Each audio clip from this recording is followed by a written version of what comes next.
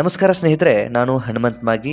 ನಿಮ್ಗೆಲ್ರಿಗೂ ಕೂಡ ಗೊತ್ತಿರೋ ಹಾಗೆ ಗಿಲ್ಲಿ ಎಂಥ ನಾಲಾಯಕ ವ್ಯವಸ್ಥೆ ಅಥವಾ ನಾಲಾಯಕ ಮನಸ್ಥಿತಿಯಲ್ಲಿದ್ದಾನೆ ಅನ್ನೋದು ಎಲ್ರಿಗೂ ಕೂಡ ಈಗ ಗೊತ್ತಾಗ್ತಾ ಇದೆ. ಗಿಲ್ಲಿ ಏನೋ ತಮಾಷೆ ಮಾಡ್ತಾನೆ, ಕಾಲು ಎಳಿತಾನೆ, ಏನೋ ಕಾಮಿಡಿ ಮಾಡ್ತಾ ಇದ್ದಾನೆ, ಅವನಿಂದಾನೇ TRP ಅಂತದೆಲ್ಲವೂ ಕೂಡ ಅಭಿಮಾನಿಗಳು ಹೇಳ್ತಾ ಇದ್ದೀರಿ. ತಪ್ಪು ಅಂತ ನಾನು ಹೇಳೋದಿಲ್ಲ.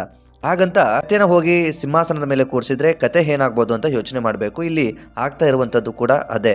ಯಾಕೆ ಅಂತಂದರೆ, ಈ ಒಂದು ಬಿಗ್ ಬಾಸ್ ಮನೆಯಲ್ಲಿ ಎಲ್ಲದಕ್ಕೂ ಕೂಡ ಒಂದು ಲಿಮಿಟೇಷನ್ ಅಂತ ಇದೆ. ಅದು ಕಾಲೆಳೆಯೋದು, ಇನ್ನೇನೋ ಮಾಡೋದು, ವೈಯಕ್ತಿಕ ತೊಂದರೆಗಳನ್ನ ಕೊಡೋದು, ಅದೇನೇ ಇರಬಹುದು. ಆದರೆ ಬಿಗ್ ಬಾಸ್ ಮನೆಯಲ್ಲಿ ಕ್ಯಾಪ್ಟನ್ ರೂಮ್ಗೆ ಒಂದು ವಿಶೇಷವಾದಂಥ ಸ್ಥಾನ ಇದೆ. ಅಲ್ಲಿರುವಂಥ ಸವಲತ್ತು, ಅಲ್ಲಿರುವಂಥದ್ದೆಲ್ಲವೂ ಕೂಡ ಬೇರೆ ರೂಮ್ಗಳಲ್ಲಿ ಇರೋದಕ್ಕೆ ಸಾಧ್ಯ ಇರೋದಿಲ್ಲ. ಅದನ್ನು ಪಡ್ಕೊಳ್ಬೇಕು ಅಂತಾನೆ ಸ್ಪರ್ಧಿಗಳು ಸಾಕಷ್ಟು ಪರಿಶ್ರಮವನ್ನು ಪಡ್ತಾ ಇರ್ತಾರೆ, ಪ್ರತಿದಿನ ಕಷ್ಟವನ್ನು ಪಡ್ತಾ ಇರ್ತಾರೆ, ಪ್ರತಿ ವಾರವೂ ಕೂಡ ಟಾಸ್ಕ್ಗಳನ್ನು ಹಾಡಬೇಕಾಗುತ್ತೆ. ಸೊ ಅಂಥ ಒಂದು ಸವಲತ್ತನ್ನು ಪಡೆದುಕೊಳ್ಬೇಕಾದ್ರೆ ಅದರದೇ ಆದಂಥ ಪರಿಶ್ರಮವನ್ನು ಪಡಬೇಕಾಗುತ್ತೆ. ಗಿಲ್ಲಿ ನಾಲಾಯಕ ಬುದ್ಧಿಯನ್ನು ತೋರಿಸ್ತಾನೆ ಈ ಒಂದು ಗೇಮಲ್ಲಿ, ಅಥವಾ ಈ ಒಂದು ವಾರದಲ್ಲಿ ಗೇಮ್ ಆಡಿ ಸ್ಪಂದನ ಮತ್ತು ಅಭಿ ಈ ಒಂದು ಜೋಡಿ ಕ್ಯಾಪ್ಟನ್ಗಳು ಆಗಿರ್ತಾರೆ. ಈ ಸಂದರ್ಭದಲ್ಲಿ ಇವರು ಕ್ಯಾಪ್ಟನ್ ಆದಂಥ ಸಂದರ್ಭದಲ್ಲಿ ನಾನು ವೈಸ್ ಕ್ಯಾಪ್ಟನ್ ಅಂದ್ಕೊಂಡು ಈ ನಾಲಾಯಕ ಒಳಗಡೆ ಹೋಗ್ತಾನೆ. ಒಳಗಡೆ ಹೋಗಿ ಆ ಬೆಡ್ ಮೇಲೆ ಮಲ್ಕೊಂಡೇ ಬಿಡ್ತಾನೆ.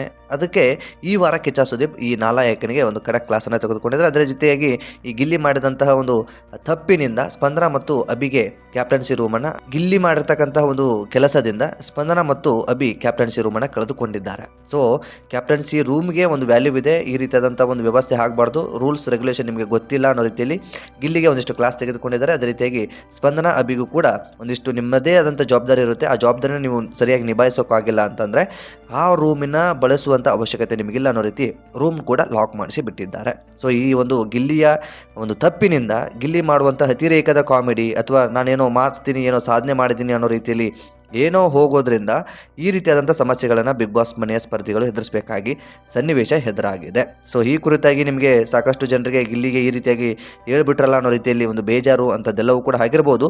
ನಾನು ಕೂಡ ಒಬ್ಬ ಬಿಗ್ ಬಾಸ್ ಸ್ಪರ್ಧಿಯಾಗಿ ಗಿಲ್ಲಿಯನ್ನು ನೋಡೋದಾದರೆ ನಾನು ಕೂಡ ಒಬ್ಬ ಅವನು ಮನರಂಜನೆ ಕೊಡೋ ವ್ಯಕ್ತಿ ಅಂತಲೇ ಇಷ್ಟಪಡ್ತೀನಿ. ಹಾಗಂತ ಎಲ್ಲದಕ್ಕೂ ಒಂದು ಚೌಕಟ್ಟಿದೆ. ಆ ಚೌಕಟ್ಟನ್ನು ಮೀರಿ ಹೋದಂಥ ಸಂದರ್ಭದಲ್ಲಿ ಗಿಲ್ಲಿ ಆದ್ರೇನು, ಮತ್ತೊಬ್ಬರಾದ್ರೇನು, ಮಗದೊಬ್ಬರಾದ್ರೇನು, ಎಲ್ಲದಕ್ಕೂ ಕೂಡ ಒಂದು ಚೌಕಟ್ಟಿರುತ್ತೆ. ಮಾನವೀಯತೆ, ಒಂದು ರೂಲ್ಸು ಅಂಥದ್ದೆಲ್ಲವೂ ಕೂಡ ಇರುತ್ತೆ. ಅದನ್ನ ಮೀರಿ ಹೋದರೆ ಯಾವ ವ್ಯಕ್ತಿ ಆದರೂ ಅಷ್ಟೇ, ಆ ವ್ಯಕ್ತಿಯ ಬಗ್ಗೆ ನಾವು ಧ್ವನಿ ಎತ್ತಲೇಬೇಕು, ಆ ವ್ಯಕ್ತಿಯ ಬಗ್ಗೆ ನಾವು ಮಾತನಾಡಲೇಬೇಕು, ಆ ವ್ಯಕ್ತಿಗೆ ಯಾವ ಸ್ಥಾನವನ್ನು ಮತ್ತೆ ಕೊಡಬೇಕು ಆ ಸ್ಥಾನವನ್ನು ಕೊಡಲೇಬೇಕು. ಆಗ ನಾವು ಒಬ್ಬ ಪ್ರೇಕ್ಷಕ, ವೀಕ್ಷಕ, ಮತ್ತೊಬ್ಬ ಮಗದೊಬ್ಬ ಆಗೋದಕ್ಕೆ ಸಾಧ್ಯ.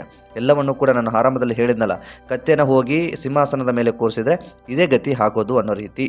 ಸೊ ಹಾಗಂತ ಗಿಲ್ಲಿನ ಕತ್ತೆ ಅಂತ ನಾನು ಹೇಳ್ತಾ ಇಲ್ಲ.